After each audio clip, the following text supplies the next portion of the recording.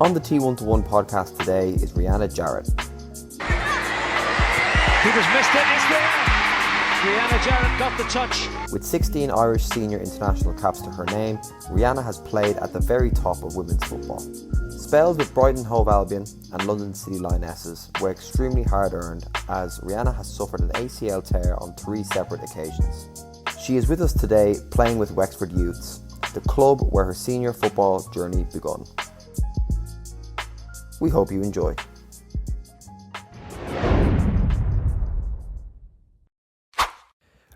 Rianna Jarrett, welcome. Thank you. I think to any of the T121, I would say the advocates who were there since 2020 would recognise you from that time we had you on for the virtual conversation. Yeah. Did you? I only remembered on the way up. I was like, oh my god, that was. Do you want a funny story of that? Yes. I was clearing stuff out on my laptop the other day and I came across Ryan O'Carroll's. I screen recorded all the guest talks so that we just had them. Ryan O'Carroll's one where he was talking about the Nike stuff. I came across it on my laptop literally last week. It's full circles or full cycles, because that's Ryan is coaching with us now. He was working with Nike at the time, so we brought him in, and then obviously we had you on discussing with the young players, and now you're here. It's just honestly the world is a crazy place. And then when we went to we had a company offsite in Wexford. You were there as well, obviously playing for Wexford, watching the game. It's just been a crazy few months. But one of the things that I was looking at during the research for the start of this was you had 99 goals in 108 games for Wexford before you came back. That is an incredible statistic. Do you know what? I didn't know that until I'd obviously come back, and then we were finishing pre-season, and Eddie, to be fair, I don't even know what Eddie's title is. He does everything in the club. Like, we Club legend. can't run without him. Like, he has us fed, he has us watered, he has all the supplements. Eddie Cullen is the man. And it was only when I scored that day for my 100th goal that he told me that we'd had an award, and he had an award for me. So he told me a couple of weeks ago before that he was like, oh, you know, you left on 99 goals. I was like, if you had told me that, I wouldn't have left. So he was winding me up. But he said he had the award from the day I signed back. He said he ordered an award because he was like, surely she'll score 1 goal at some point. And thankfully I did, and thankfully it was early on in the season, so it was a good That's vibe. an incredible story. There's it's funny, everybody that we've had on the podcast has said that there's like 1 or 2 people in the club that they think if they weren't there, it would just not be running at all. And I always like the way players give like a special appreciation to those unsung heroes. But building from that, and the reason why I started with that statistic is because obviously you were a prevalent goal scorer early on in your career, and then in March 2016 you really had the opportunity then to get your first Irish senior international cap, and that was 21 if I'm not mistaken. You came on for Megan Connolly against Italy, and then 9 minutes later you suffered an anterior cruciate ligament injury, or an ACL for short. But this was the 3rd time in your career following occasions in April 2013 and January 2015. Take us back to that moment, knowing that was your 3rd time before your mid-20s. It was mad. It was surreal. Like, obviously going into the camp and going away with Ireland at that point, and going away to the tournament, and then obviously being called to go on, I was delighted, because I had kind of had one unofficial camp before that, and that was the January 2015 when I done my ACL for the 2nd time. So it was kind of like I've come full circle. I'm back here again. Can't wait to show what I can do. And then obviously 6 minutes in, my knee goes. And I just knew it wasn't right. So obviously sat down, came off. And it was funny that the physio that was there at the time had been with me, because I'd done all 3 of my ACLs for Ireland. First one was under 19s, and then 2 with the senior team. And unfortunately the physio that was there, she was there for all 3. And the first 2 on pitch assessment and assessment afterwards, she was like, oh, I think it's your MCL. She was like, it's fine, we'll get an MRI when we get back. But the 3rd time she was like, I've learned not to jump to conclusions. She was like, we'll get the MRI here on site and we'll figure it out. And then I just remember went for breakfast and then was called in to the physio room. And when I went in, we both kind of looked at each other, and she was like, you know, don't you? I was like, yeah. I was like, it was the same feeling as the first 2, and I just burst into tears. And we probably had another 5 days left where we were. So I was obviously chatting with the medical team, and we were like, we'll put a plan in place. She was like, they were like, you know Ray Moran anyway, so we'll get you in to see him as soon as possible. Blah, blah, blah. And then Sue Ronan was a manager at the time, and I went out and seen her, and she was asking how I am. And the first thing she said to me then, she was like, I hope you'll stay for the rest of the trip. I was like, you know what?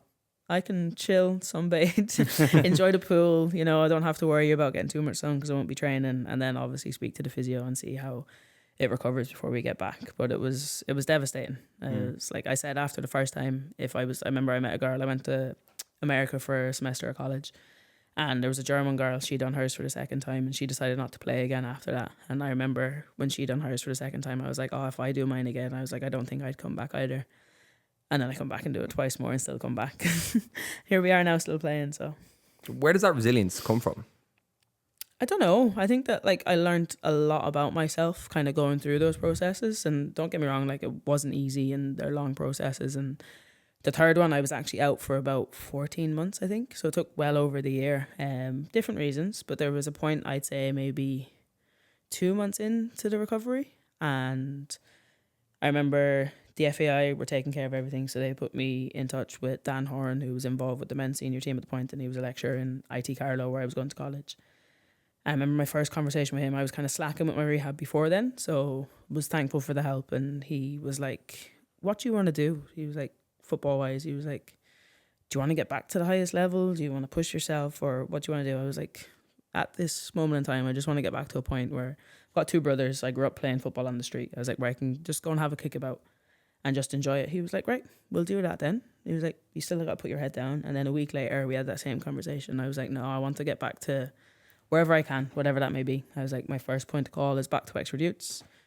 Once I'm back with Wexford Youths, hopefully I can prove myself. Hopefully I can stay on the pitch and then see what happens. And to be fair, the third time I kind of was put in touch with the right people in the right places in terms of like nutrition and strength and conditioning, and I grew from strength to strength and then kind of took off from there and arguably played my best football after my third one as opposed to before it. Yeah, amazing. And you said there was 7 days between when you thought that you just wanted to go back kicking a ball and then actually wanted to go back to the highest level.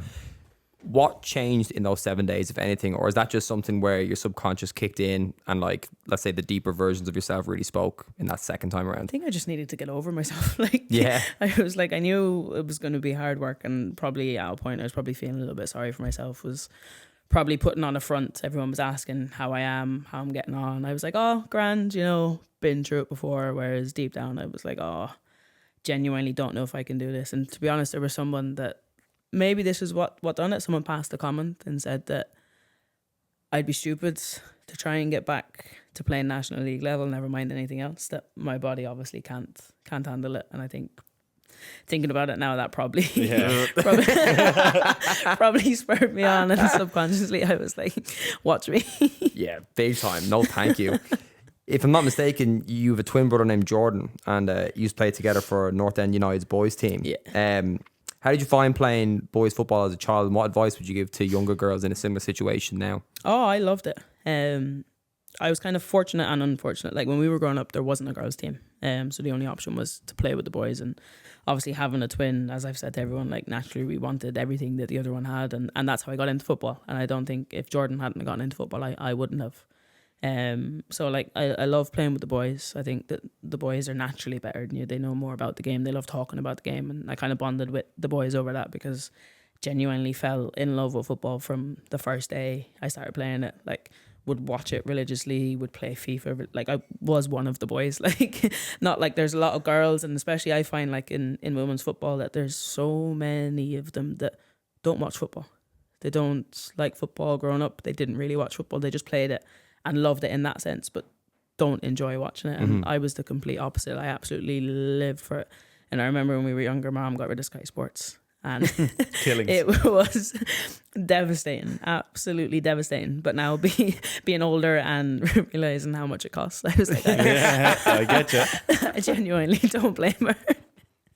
It is ridiculously expensive. Oh, and it's even more expensive now. But love playing with the boys. And as I said, I was fortunate enough that I got to play alongside my brother, and we killed each other. Like, we were obviously the same age, we played for the same team, we were in the same class in school, we had the same group of friends, and I genuinely think that he hated me for years. He was always like, oh, you're Rianna Jarrett's brother or whatever. Like, but to be fair, he's always been my biggest fan, and he always will be. And now that we've gotten older, we get on so well. And there was obviously a period of time when I played with the boys where I unfortunately took his spot in the team. So mum made me stop playing with the boys for a while. But then we got to a point where the manager was like, no, maybe they can both play together. So thankfully that worked out for a while. But we had to stop playing with the boys at under 12s or under 14s. I know it's different now. I think the girls can play a year under.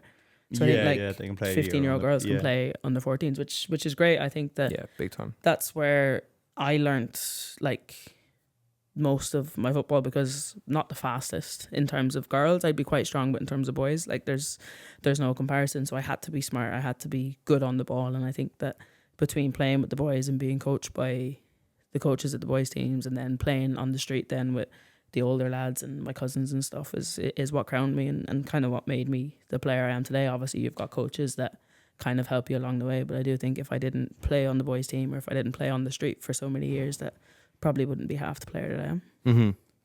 What was your next step then after when you had to move from that team? So they created a girls team. They actually created a women's team. I think I was playing women's football at 13. I got my growth spurt when I was like 12, so I actually don't think I've grown much since. Really? Okay, well, haven't grown much since then, so I didn't look out of place. But obviously was very young. It was mad, and then played with North End women's, and then played underage. Didn't like playing underage with girls my own age because they were only new to the game. Obviously, I had years of playing with the boys, and there was a couple that played with the boys, but I didn't enjoy it as much. Wasn't as challenging. And then started making like representative squads and all that, and then moved to another club for 2 years. And then the Women's National League started, and that was in 2011. And then as soon as that happened, I played with Wexford Youths then until I went professional for a few years.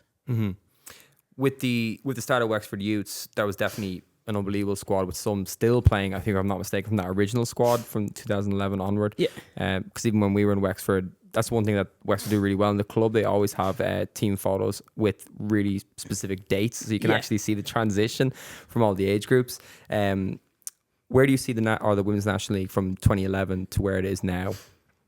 I think it's mad, even coming back this season. Obviously, I've followed it since I left, and obviously I played in it for years and was around it. Even the years I was injured, I was still with Wexford. I was still at every game, and I think that it's come on leaps and bounds. I think there's a lot of younger players in the league now, but they're exceptional young players. And you see that, and a lot of them are either involved at international level or have been involved at international level at some point, and they're kind of reaping the rewards of having a higher standard league from a younger age. Obviously, I was fortunate that I was 17 when the Women's National League started, and we were all like being told you have to go and play with your local National League team. But I think at the start there was only like 9 teams. So obviously for a lot of girls, they had to travel like for their local club, whereas I was very fortunate that like Ferry Carrick Park is a 7-minute drive from my house. So it was ideal. Like, so we had girls traveling from Waterford, from Carlow, Kilkenny, like Kylie Murphy, our captain. Kylie's been there from day dot. She's been the captain from day dot, like, and she's traveling from Graig, just outside of Carlow. Like, now she's fortunate now that the last number of years, I think since I was in college, we've trained in the IT in Carlow, so it's basically her home club now. And I was giving out about it this year. I was like, I forgot what the travel was like, but I think that's the best part about the club, that like everyone is willing to travel, and some people have tried the travel and it wasn't for them and they haven't lasted, but there's so many people throughout the years that have come and have loved it and have stayed for what was right for them the amount of time. But as you said, like, you've still got Kylie Murphy that was there from the first year, you've still got Adele Kennedy, and then you've got the likes of Ciara Rossiter, Lolly Conlon, Lauren Dwyer, Nicholas Innit. They were all there from the second year onwards, I think. So you're talking a long time, and just hopefully they never leave, to be honest. That'd be an incredible story. You don't see enough of that in football. And with Rory, who we had on last week, there's actually kind of 2 points I was going to pivot to. The first one was that there's a real sense of community in the League of Ireland. He feels that even just with the Premier League in the UK, there's a real disconnection now between the fans and the clubs themselves, just purely because of, let's say, the scale of the enterprises, but also the content that they're constantly being pushed all the time. People just feel a disconnection. But people like that, like Kylie Murphy or Ciara Rossiter, and yourself even, for example, of being, let's say, I would say, community spearheads for those clubs, that really brings a connection. Do you feel that with the community in general, not even just the Wexford fans, but just in and around the town itself? I think that Wexford wouldn't be the greatest example of that. I think like the club itself and everybody involved in the club is fantastic. And to be fair, the women's side is completely different to the men's side, because whatever had gone on in the men's side over the years, there was such a huge disconnect from Wexford people and Wexford FC. I mean, if you look at their squads throughout the years, like Wexford people genuinely did not want to play for Wexford Youths for whatever reason, I do not know. Bar the year that they got promoted from the first division, I think there was a few Wexford heads in there. I like talking like Craig McCabe, Gary Delaney, they played. But the women's side was completely different. I think because we were run differently and we were different people and we're all about community, and we done a lot of like fundraising ourselves. So we kind of engaged with the community because we needed them as much as we hoped that they need us. And to be honest, that's what helped us grow from strength to strength. And I do think that Wexford as a whole, but not only Wexford, as I said, like we had girls travelling from everywhere along the southeast. I mean, one year we had Emma Hansbury travelling from Sligo. Now we managed to get her to go to college in Carlow, but like there was weekends where she'd be at home and she'd be travelling down to Wexford for a home game.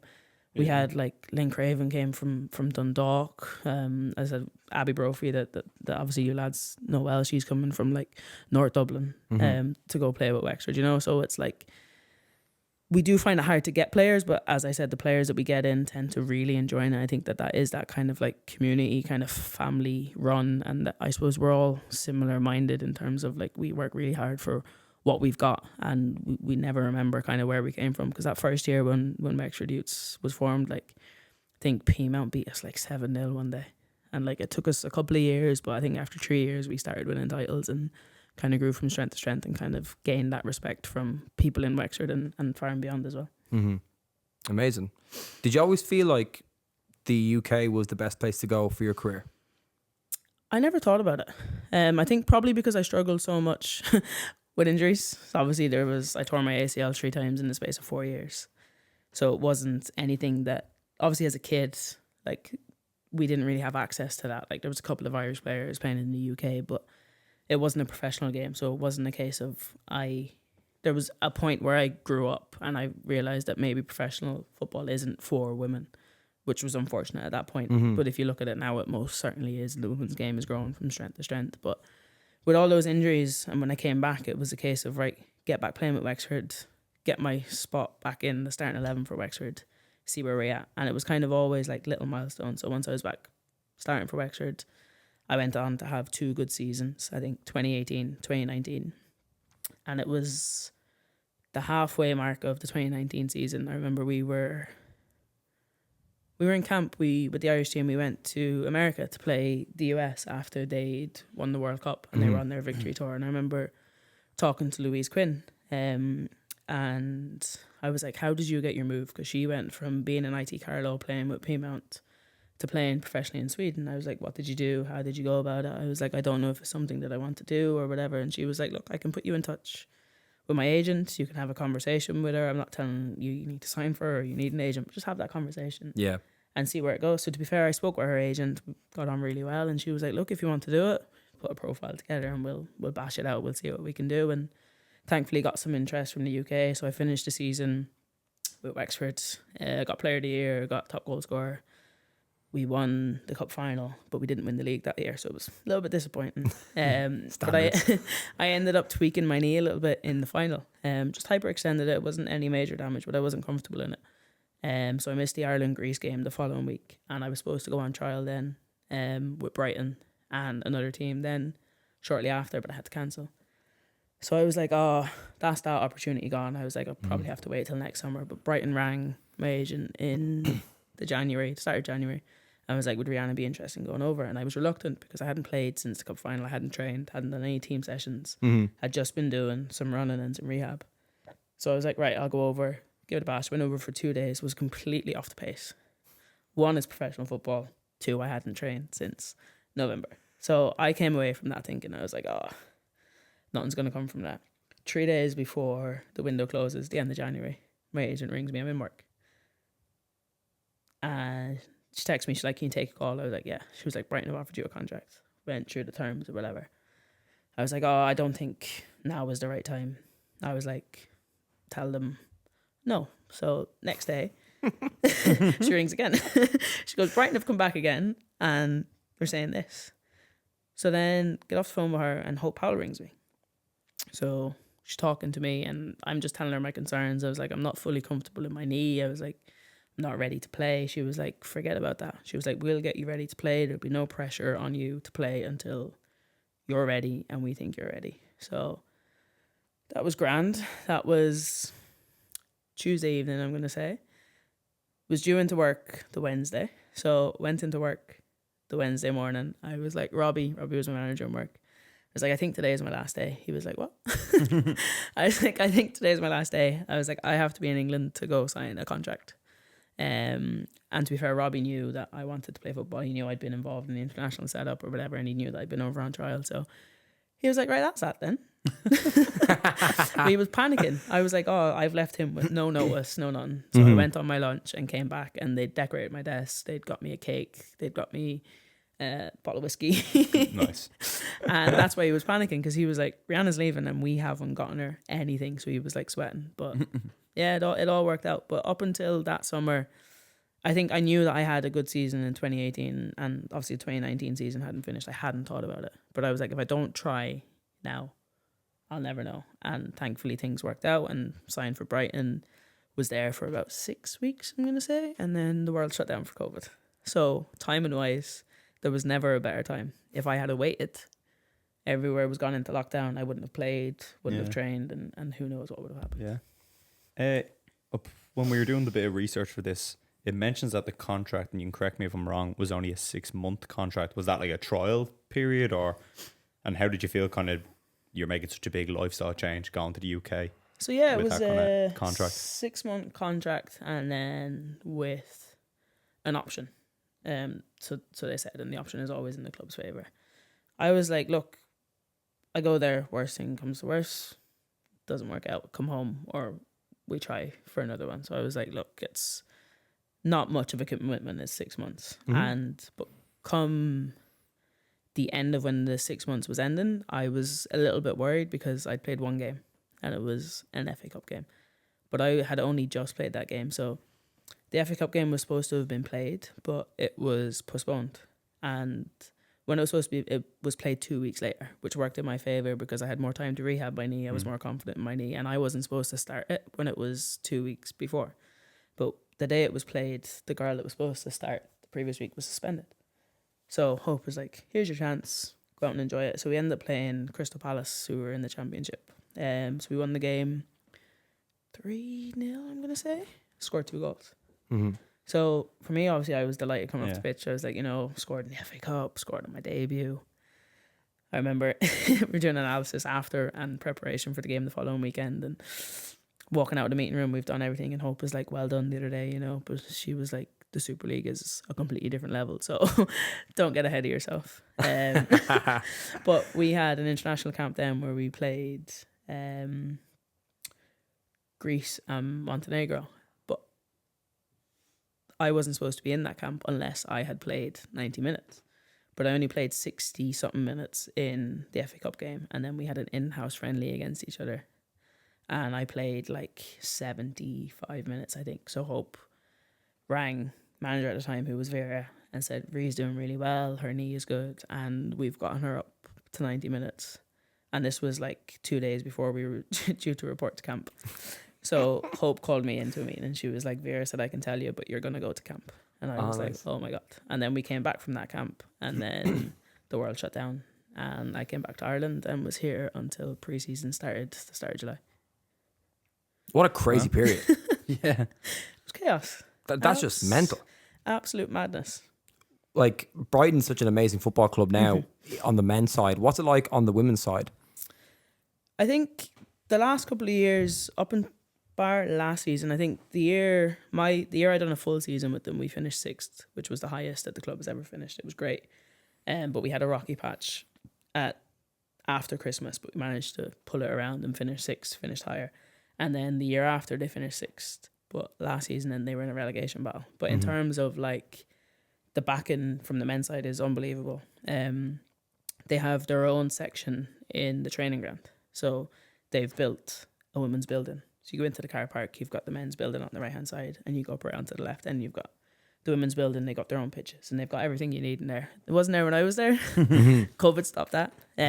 But it's fantastic. And I think that they're after spending loads of money in this transfer window. They've got a new manager. They're kind of revamping things. So it'll be interesting to see how they are. But in terms of backing where the club is situated in terms of Brighton is an unbelievable season. City. I said I messed up by moving to Brighton first because it's unbelievable. It's by the coast. It's an hour outside of London. It's a big enough city. It's got everything you need. You don't need to leave it. And as I said, it's by the coast. It's absolutely unbelievable. So it has that pulling factor. And as I said, the club has everything that you could want and more. They just need to get that success and they need to keep building because they, like the same as the men's team, they want to climb the table. They want to get to a point where they're winning leagues and where they're in Champions League football as well. Yeah, it's definitely there. I think people underestimate the power of the city for pulling players because people never think of the south coast of England. And even with like Bournemouth, for example, that was one of their big pulls, even though it's quite a small club. Yeah. Bournemouth's a real affluent area in the UK, and I think that's underestimated for actually pulling talent. And I definitely think Brighton as a football club on both the women's and the men's side could be a powerhouse in the next 2-3 years, like properly like a top 4 team. You look at the business that they do in the men's side. Like you look at the players that they get in and like ridiculous. They're like unbelievable. So much so that Chelsea literally tried to buy everything. They should have just bought Brighton. But no, to be fair, from the top they do a great job. And I think they've got the rewards of that with the men's side. Having European football this season is unbelievable. And after the Brighton stint, it was a shift to London City Lionesses. Was that a smooth transition? Was it a rocky transition? How did you find that move? It wasn't rocky. It was smooth enough to begin with. I mean, I had conversations. I knew that I wasn't going to get my contract renewed at Brighton. And to be fair, I had an open and honest conversation with Hope when it came to that. And she was like, I know you need to play regularly. And she was like, I can't guarantee you that. And I was like, I wouldn't ask you to do that. And I was like, I know that I haven't proven myself. I was like, I've done well in some games, but just probably not at that level right now. So decided to drop down a level. And I spoke with Melissa Phillips, who was the London City Lionesses manager at the time. And she rang me kind of a couple of days after the season had finished with Brighton. And good conversation. And she was like, we want to sign you, whatever, we'll sign you on a 2-year contract. And I was like, to be honest, I'd rather sign a 1 year just to see where I'm at and things like that. And started the season well. I think first game we played Liverpool away. We beat them 1-0, scored a penalty. Second game we beat Crystal Palace at home 2-1, scored another penalty. And kind of was playing okay. Wasn't playing great football, but I just kind of never hit a rhythm. My form dipped for whatever reason, just never got to where I wanted to be or where I expected to be or where they expected me to be. And I kind of dropped out of the international setup in the November, and around the same time I dropped out of the starting 11 with London City, which was fine. And then I remember we played FA Cup game against Arsenal in the January. The week before that we played Coventry away. I came on for half an hour second half and played probably my best half an hour that I played. Was positive, was enjoying it. Had the Arsenal game then the following weekend, came on at halftime, and then I remember it because it was right now I regret it.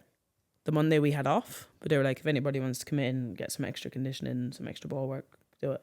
So I said, yeah, I'll go in, I'll work with the SSC coach, get some extra running in, because obviously I haven't played that much. Was in the middle of like a moderate tempo run, full pitch, got to the halfway line, tore my calf. Oh. And rehabbing for that was difficult because some days I get through my full rehab, other days I wouldn't get through the warm-up, and it was tormenting me. It was like that until one day it was right. Then when I was back in training, tore my meniscus, literally my second session back.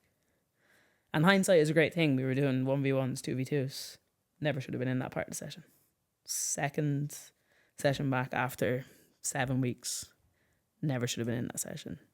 And that's how and why it happened. And then that was kind of the end of my London City journey. Went back, first half of the season, rehabbed, expected to be back quicker than what I was. Didn't get back playing until the January. So this January. Played in a FA Cup game, came on.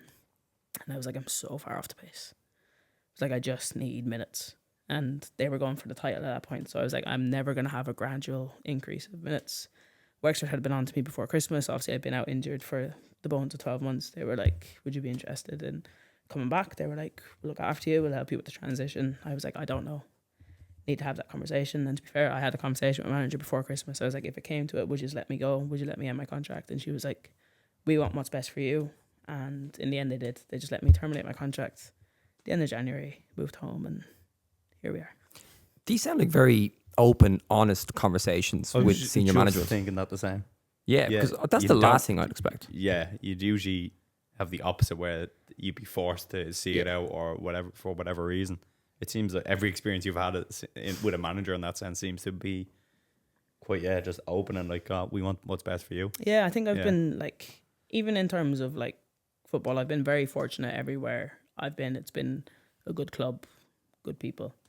And to be fair with the London City one, it worked in their favour because they were trying to get a striker in. And by me leaving, I was staying in a player house. So by me leaving, they had more leverage to get a player in because they could offer them accommodation. So this all happened literally in like our manager stepped down and left. And then I was like, are the club still going to let me go? Mel has said she'll let me go, but I don't know. So I had these conversations and they were like, look, we want what's best for you. But obviously I hadn't played for 12 months. So for me, ending my contract there saved them money or allowed them to use that money to get someone else in. So as I said, it worked really well for both parties. But to be fair to Mel, like I had a great relationship with her because when I was injured, I was very helpful with the players in terms of like giving them information and helping them if I see that they don't see something or they don't see tactics. In terms of meetings, I was always vocal, talking about what I see or what she wants us to do. So kind of had a good vibe that way. And it was funny because when I was leaving or when she was leaving, I was like, I'll see you soon. I was like, you'll have me as part of your coaching staff one day. That's a future seed planted. Yeah, that's it. Definitely the way to do it. 100%. The network is the net worth. You also had a stint in the US, wasn't it? How did you find the difference there between, let's say, back home here? So it was mad because that was another thing where I'd never dreamed of going to the US, and we had a cup final with Wexford, and the college I ended up going to, the manager was from Northern Ireland, so he was at our game. He was always like getting players from Europe and stuff, and he was like, would you like to come over? And I was like, no, I don't think so. And he was like, just think about it. And then when I spoke about it to family and friends, and they were like, sure, what have you got to lose?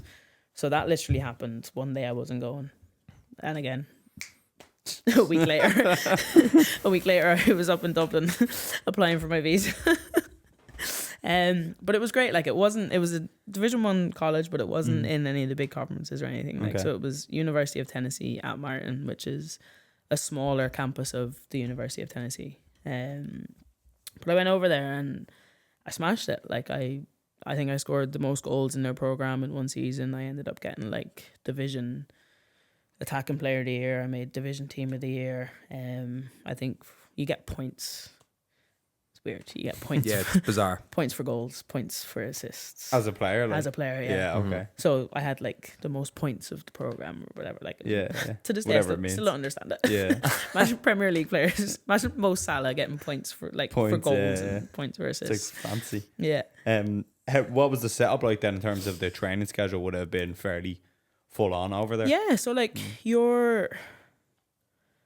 my classes were nearly picked, or my schedule was picked around the team schedule. I don't know if that was just because I transferred from IT Carlow, but because I didn't go to like high school or I didn't sit the SATs, I had to do like their core subjects. So I was doing history, I was doing maths, and when I tell you it was simple, I was doing music.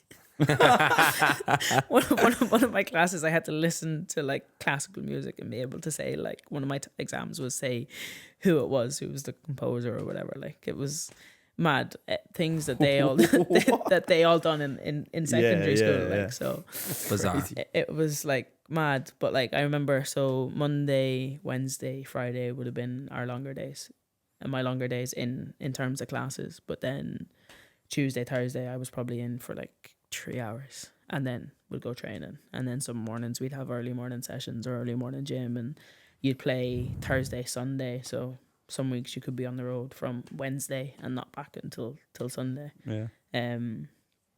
So for me, obviously my classes were piss easy, so it was fine, didn't have too much stress. But obviously if I had stayed there for the 4 years, it might have been a different story. But came home for Christmas and was thinking, I might see, can I go to a bigger school?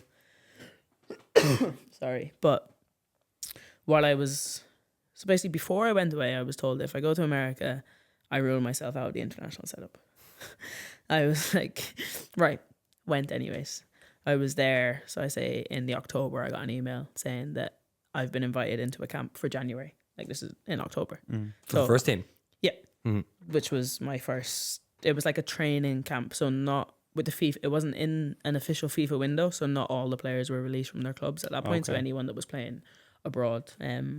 So went and done my ACL for the second time. So at that point I was like, I'm definitely not going back out there, and just never ended up going back. Yeah. But Jesus. Yeah, the US is when I first got introduced to women's football, I was told the US was the be all and end all for where the top players were at the time. And even Rebecca Cook, who's with us, I think she started in I don't know where she was originally. Can't think at the top of my head where it was, but she's gone to Penn State now. So went from a Division Bambi, 1 school, went from a Division 1 school then to I don't think Penn State or Ivy League, but again it's like her. Really? Did you? Leinster schools. My God. She's like a mini celebrity over there, I think, with the US. There's just so many eyes on college football because even like all the games are streamed on ESPN. Oh, it is. It's the same as like all sports over there. But you know what I find mad is that like so many kids, their whole life is getting a scholarship to go to college, right? They do that, they achieve that. And I get that for some people, it's like money wise, because college is so expensive. I think mine was like $30,000 a year, and that was like excluding like my accommodation and my food and all that. So it was more on top of that. But then as soon as they finish their 4 years of college, they're done with sports. Oh, they don't. Like no, unless they go pro. Yeah. Now I think it's a lot different now because some of the Americans are trying to like. So there's a goalkeeper played with London City Lionesses. Shay Inez is her name. She went to San Diego just there. But she got a Spanish passport through her dad, which made it obviously a lot easier for her to come to Europe. So I think that now it might be different if they don't make it pro in America, if they don't get selected in the draft. They're trying to go elsewhere. But I know so many that like I went to college where I would have played against that once they finish their 4 years, they're like, right, no more sports, and they just go into whatever they want to do for the rest of their life. And like, they probably are good enough to play you're at talking about 24 some retiring, level. Like that's crazy. and that's just the norm unless you go pro. Yeah, it's a very different world, isn't it? Oh, it's crazy. But in terms of like college setup, like you look at college football, like American football, like I went to a University of Tennessee game and there was like 103,000 people at it. Like just mad. Like they are celebrities, and obviously now they can get endorsements, whereas before they couldn't. It was a rule that it was illegal. But yeah, it's madness. Like in terms of like facilities and setup and structures, like they're primed from secondary school. Like they're in the gym, they have their programs, all with the goal of going to college. And then obviously with basketball and American football especially, then they want to go to the pro league. They want to see it. But you see it now, even with the US women's national team, there's so many young players coming through that have like just finished college, or some of them don't even finish college because they're like, right, we'll go pro. Yeah. So it's getting better in terms of that. It's interesting because they kind of had a bit of a stranglehold on the women's game internationally for that kind of window.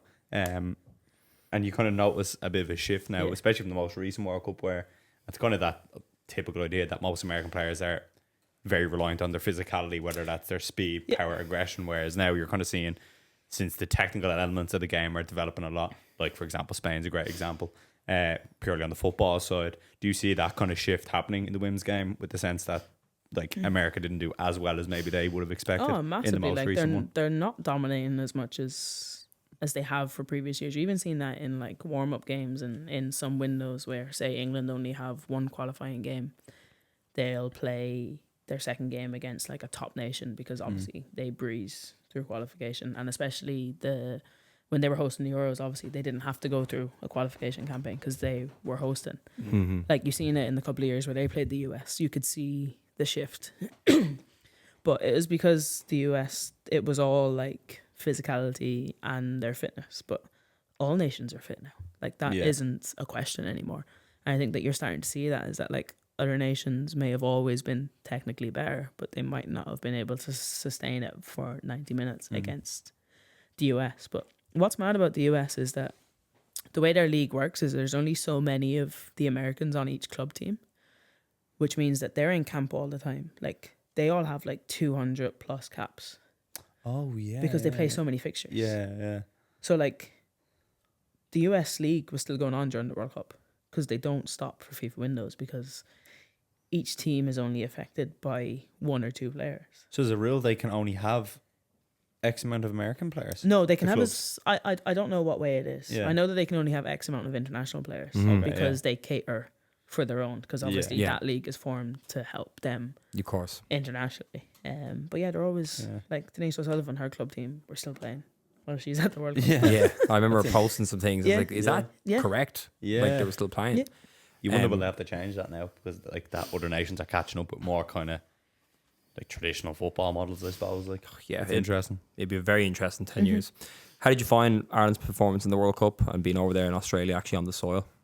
I think that like obviously first major competition and first World Cup, and you're on about the other 3 teams that they were in. You've got 2 teams that were ranked in the top 10 in the world now. I think Canada have dropped out of the top 10 since. And you're talking about Nigeria, who were the top ranked African team. So from an outsider looking in, you're saying, oh, they've done well. But I think there was so much more from them. I think that even looking at, especially like Australia kind of grew as the tournament went on. I think in that first game, I think that They weren't really on it. no, they were there for the taking, but we weren't in the game in the first half.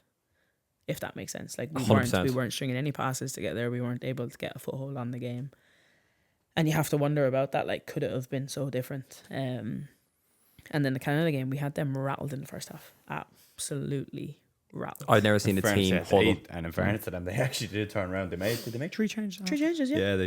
They went We full whipped on. off their centre half that was on a book, and we're like, right, you're coming off. You're gone. I'd never seen a team huddle mid-game after 10 minutes about they were all like it was over the panic stations. No, they were rattled. They were giving the ball away. But like we had a couple of clear-cut chances, but that's the difference. And I think that has been the problem, is that we defend so well and there's never an issue with that. Like Ireland team, they know how to defend, but it's just getting our better players higher up the pitch we didn't do. And choices of the manager, tactics, how they were set up to play was never going to allow for that. But when I tell you the atmosphere for that opening game, you couldn't hear the Aussies until they scored. Until they scored that penalty. Yeah. It was mad. All you heard was the Irish fans. Yeah. Like, and then even the Canada game was obviously mainly Irish fans. When Katie scored that goal so early, like it was lashing rain. It was miserable day in Perth, but it was unbelievable when that goal went in. Like when that goal went in, we were like, right, we're winning the World Cup. We're going. Do you find? I always found this attitude between the Irish men's team and the Irish women's team, that the Irish men's team get a lot of criticism for XYZ performances, and in the World Cup, to your opinion as well, I thought Ireland could have done better with the games that were presented in front of them. Yeah. Do you feel that there's a little bit of, I would say, fear to criticize a team that qualifies for their first major tournament? Because I felt like if we held, not even just fans, but I thought, as you said, there was the chance at a take, and I feel like the media didn't highlight that enough. They were always going to be positive. Yeah, it was more so. Yeah, it was more so a positive feel. But I'm of the same opinion. I thought, like, geez, we've got some good players there to kick on. Like, I think that if you look deep into it and if you look in the right places, there was criticism of it. There was criticism of like tactics, of subs at the right time, subs not being used in the last game in terms of not seeing the best out of our players. And I think that like fans that have followed the women's game have been critical of the team because they know, they watch it, they know the players, they know. I think that naturally the World Cup has brought so many more fans towards the women's game, which is unbelievable. It's exactly what you want. But they're just going to see it as, oh, they done well. You look at the way the teams are ranked. You look at Ireland as being the underdog, and you look at they were so close. But you have to look at why they were so close. And that's probably the disappointing thing about it, is that we were so close, but it was there for the taking. And I think you'll get that if you speak to any of the girls that were out there. Now, obviously, don't get me wrong. It's amazing that we were there, but we were always, like, we were never just going to take part. Like, we were never just going to be like, oh, we've made it. That's what it is. And I think that anyone that was involved is bitterly disappointed about how it ended up. And you could see that after the Canada game. You could see that, like, it was genuine hurt and it was genuine thoughts of, we left it behind us. Because, yes, as I said, they're 2 top 10 ranked teams in the world, but They didn't play they were like it there at for the all. taking. They Yeah. didn't play like it. As I said, Australia grew into the tournament. And then even, like, the Nigeria game, yes, we got a point, and yes, it was 0-0, but they were there for the taking. And then you look, they qualify. Like, obviously, they beat Australia, which was mad. The Aussies weren't expecting that. But then they went and qualified, and they were actually so unlucky against England. They should have won that game in normal time. And England go on to be beaten finalists. Like, you know, it's... Yeah. Once you get into the knockout stage as well, it's anybody's game, really. Like, in football is fine margins, but you look at, like... You look at Jamaica, how they got on. Like, they had no backing from their association going into the tournament. And they were inches away from getting into a quarterfinal as well. Yeah. You know, it's other teams that had tough tasks managed to do it. Like, Japan. you know, so that's probably the disappointing fact, is that the players that were there was more out of them. Yeah. I agree. To be honest, it was as you said, great that it was able to attract more fans, and I think like that people who are in football like yourself, and definitely people that are within the trenches with that team, definitely knew there was more to give, and like hopefully there will be more to give, and there's no doubt that there will be more to give. But even on that topic, for more to give, surely you have more to give for the Irish first team. 16 caps. That is a lot of caps for a senior player. And that's nothing to be underwritten, if that makes sense. 29 years of age, there's definitely still international football for you, surely. Obviously, I hope so. Like, I personally haven't given up on that dream, and I won't give up on that until I retire, whenever that may be. Obviously, I've missed so much football recently, and this season, moving home was my decision. Wasn't forced out of anywhere. Didn't have to do it. Could have easily sat the bench for the rest of the championship season with London City and enjoyed it. But I would have been in the same predicament come the summer. I would have been like, right, haven't played for 18 months. I've got no club. Probably would have ended up moving home then. So that's why I took it into my own hands. I said I'd come home for the chunk of pre-season, kind of build my minutes up. And that's what this season was about. Obviously, I haven't played anywhere near my standard or what I've done previously in the League of Ireland now this season. I think every time I've kind of gained a bit of form or a bit of rhythm, there's been a break for whatever reason. I mean, who am I kidding? I've had 2 holidays this season. I went to Jamaica for like 13 days, missed 2 games. It was obviously booked before Yeah, of course. It was booked for my off season at the time, and then we had the break for the World Cup. So obviously I went out to Australia for 2 weeks. So there's factors there that like I can control that I could have done more. But I mean, it's been an unbelievable year, and I'm slowly kind of getting back to where I want to be, but I'm probably still a good bit off that level. But my goal is next year to be like, come the turn of the year, coming into next season, wherever I may be, whatever happens, to be close to my best. And until then, I can't expect to be at that level, because that level has jumped since I was last in. It's been nearly 2 years now since I've been, and that level has gone up again. But I definitely think I have it in me. It's just I need to find a way to get that out of me and get to that level. But as I said, I can't ask any questions until I get there. How do you find, you kind of mentioned there, not being at the level you feel you're capable of.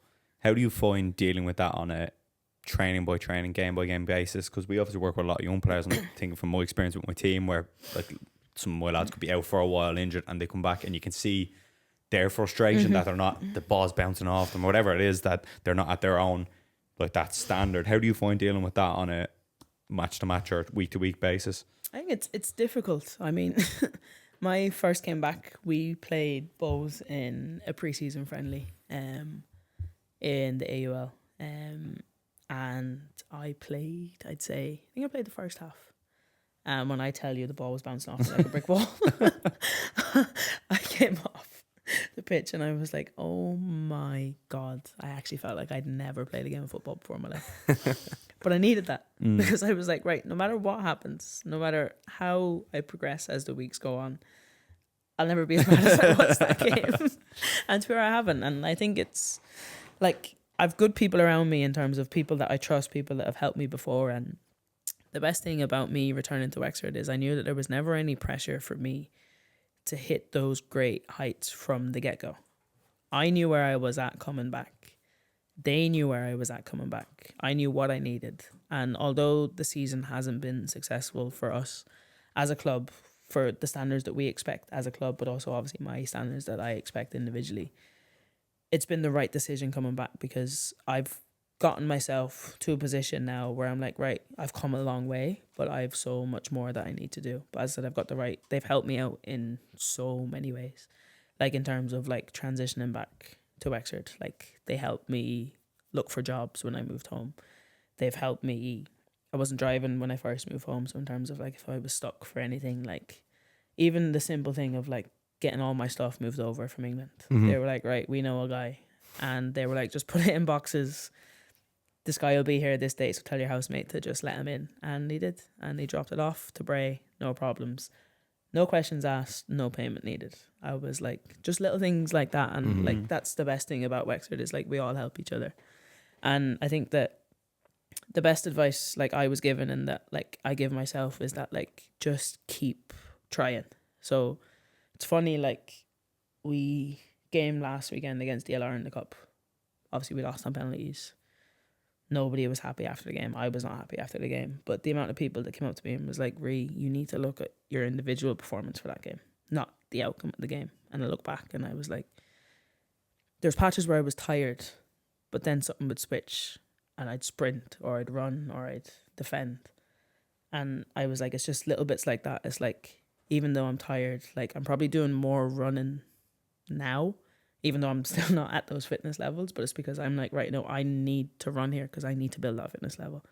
And I was like, the only way I'm going to do that is by keep pushing myself. And it's like little resets, little switches in my head that I have to keep remembering and keep doing. You mentioned at the start that a lot of your career has built on small marginal wins. It doesn't seem that you've moved away from the roots in that sense. Would that be your secret sauce to success, is just 1% every single day?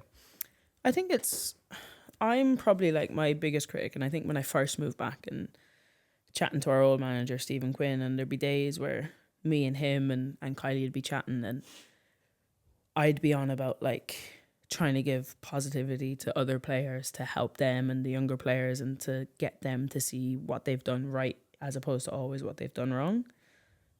But then when I was talking about my own performance, it was always negative.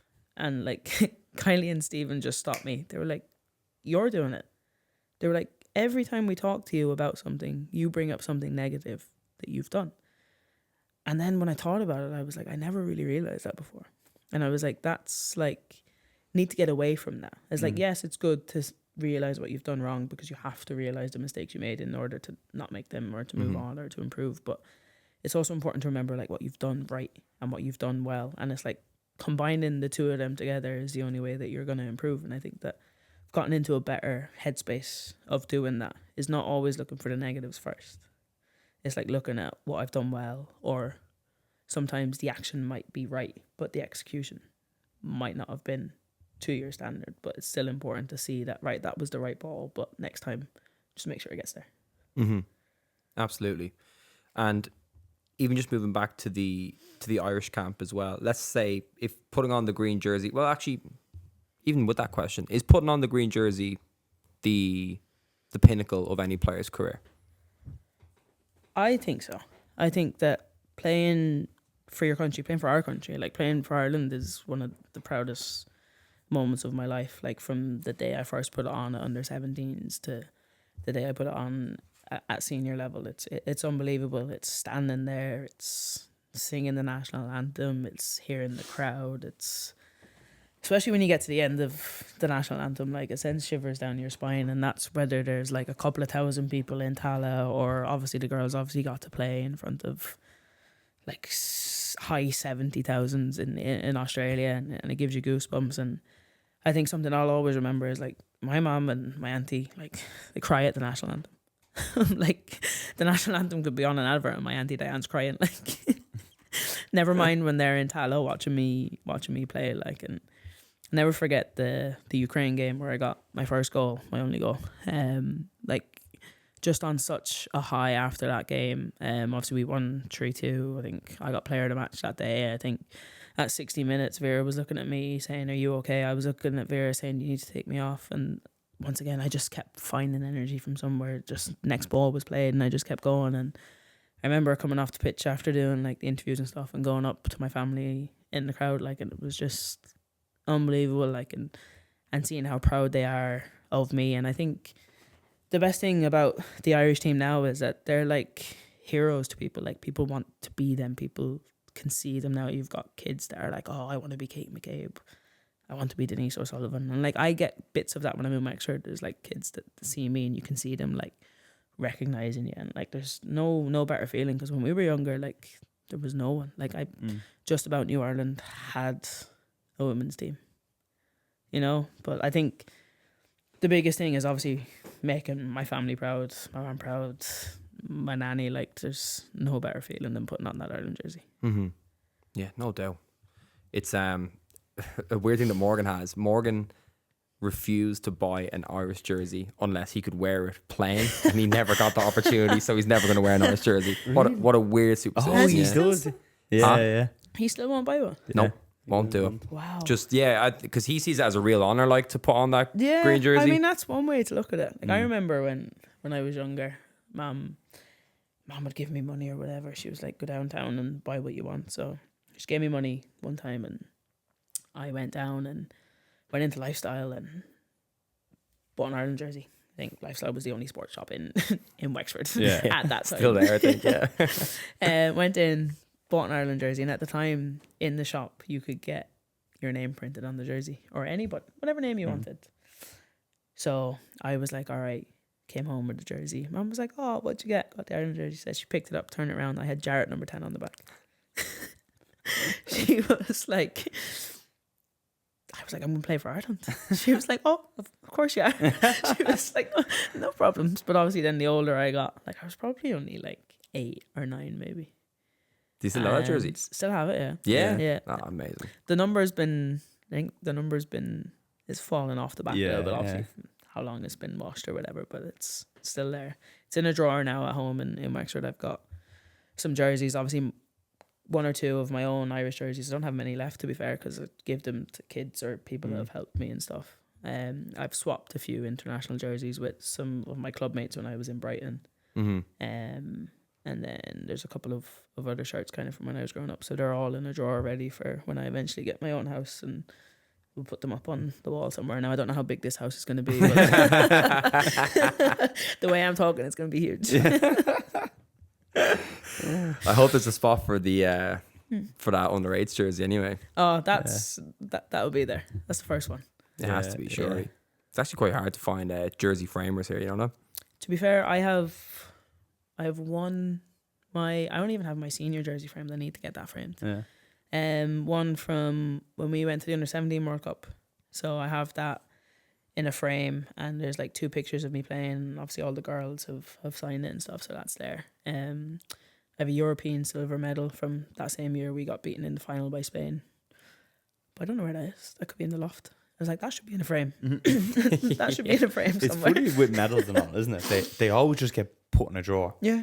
Like, and that's like when you play, most people, you play football or sport to win, and then you get the medal. But I was only chatting about this with Foxy that, like, the best thing about a cup final day isn't the medal. It's the lead up to a cup final. Cup final day is the best day of the day year. before. It's the day of it. It's the breakfast. And then obviously you play the game. But you tell me one player that when the fixtures come out for that season that they don't look straight to right, when's the cup final? Yeah.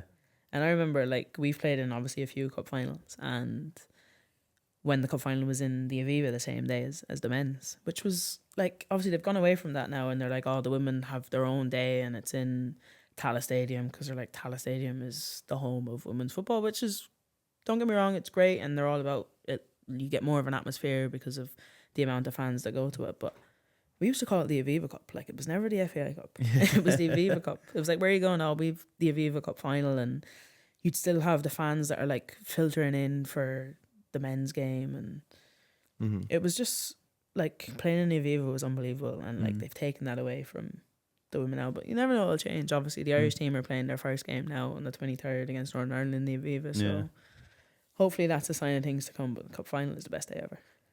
You'd obviously want the women's cup final to be back in the Aviva. Everybody wants it to be in the Aviva, like, because there's not like, It's a national stadium. don't get me like, wrong, like so many people play in Tala. Like, Rovers play there every week. The Rovers women's team play there every week now. Like, it's not special. Yes, it's a special day, it's the Women's Cup, but for me it's like, how many people can turn around and say that they played a competitive game in the Aviva? There's not many, unless you get to the cup final. Like, it's not an everyday fixture. Agreed. I watched Gary play in the Aviva he was in I the. didn't care how many people was there. Yeah, like you said, it's the national stadium. Yeah, exactly. Like, I 100% agree with you, because I was at the. It was Wexford 1, wasn't it? You were playing the UK, I think, when we went to see Della. Wasn't it? Yeah, but that was in Tala as well. oh, that was in Tala. Yeah, but again, as you said, you felt it was a cup final, but it's. When I was watching, maybe because obviously you're my best mate and all, but watching you in the Aviva, when you're watching a game in the Aviva, even just the height of the stands, it just feels like a cup final. It just feels like a big game. Whereas, and you've got the big screen where you can see the lineup, and you've got highlights. It doesn't matter if there's replays. one person there or 10 people or 10,000. It's the Like, Aviva I Stadium. remember, right, the first year we won the cup final, Cork City men's were playing after us. So there was a big controversy over, our game went to penalties, and one of the teams were warming up in the other half before the penalties had finished. Now, we didn't know, we didn't care, but the Cork City fans behind that goal were unbelievable. They were class. And like, I wouldn't say they made it, obviously we won on penalties, like that is what made it, but like, you could hear them, you could see them, and you know, like, it was like they're men's fans coming in, and it was great. Like, we've had some great days in the Aviva, and then we had one day where we got a bit of a hiding, but we won't mention that. We won't talk about that. Yeah, no need to at all. To finish up, or do you have another? I'm always that. Yeah, this conversation is fascinating, because I'd never even think about like that mentally, about the difference between like the Aviva or Tala, for example. But I find now would be a really good time, because as you said, there's just this accumulation of 101 fans now that have been on the back now of the women of the women's international team. It would just be stupid not to do that. But I also find that now there's a much better connection. The FAI changed their communication strategy this year. They brought in a new head of communications that's basically rebranded both leagues together. Yeah. And it's much more of like a synergy. And I kind of, as a bystander on the outside who has no club affiliations, it definitely does seem a little bit more connected. So I don't know, I think it'd be a really good time to do it now, if possible. Yeah, like, you never know. Like, they can still have it like a women's day. They don't have to put it as a double header with the men's. Like, it doesn't have to go back to that. You can still have the men's cup final the week before, and then the women's, because that's how it is. Like, the men's cup final now is the weekend before the women's. Like, they can still do that, like, but bring it back to the Aviva. Yeah, bring it back home. Bring it back. Yeah, simple as. A final question, I suppose, to finish out. What would you hope would be the kind of short term, I suppose, legacy of the kind of new fan base you would find now in the women's game, hopefully from that most recent World Cup? Just want them to continue going, like, and continue supporting. I think that obviously as the games have gone on, even before the World Cup and even before Ireland qualified, like, it's like every home game was like, oh, a new record attendance. And you want it to be a case of, like, sometimes the FAI, and they do it with the men's game sometimes, they give out free tickets to clubs or whatever, but it's usually those free tickets are the ones then where if it's raining or something goes on, that those seats aren't actually filled, even though it's technically a sellout. And that's happened a couple of times in Tala. Yeah. Like, if it's a sellout, you want it to be a sellout. You want there to be no seats left. And I think that, don't get me wrong, like, I'm all for giving away free tickets and all that, but like, if you have a ticket, go. And if you don't, and you know you're not going, find someone else that'll go. And I think that you just hope that, especially because their homecoming game basically is in the Aviva and it's against Northern Ireland. You know, what better occasion? It's the start of the new Nations League. You just hope that the fans go out and support, and they continue to support. And especially we're coming into a new era. There's going to be a new manager eventually, whenever that may be. It's like, continue to support. Like, there's so many great players and great people involved, and like, just the women's game has come so far, and you've seen how it's taken off in England after they won the Euros, and even just having the home Euros. And you just want the fans to be there and to be loud and to be proud. And to be fair, Irish fans are always loud and proud, and it is a different atmosphere at the women's game than it is at the men's game, but it's not necessarily a bad thing either. No doubt. Excellent. Yeah. Thank you, Rianna. Thank you very much. Sorry. That was really, really good. Thanks for having me. Yeah, loved it.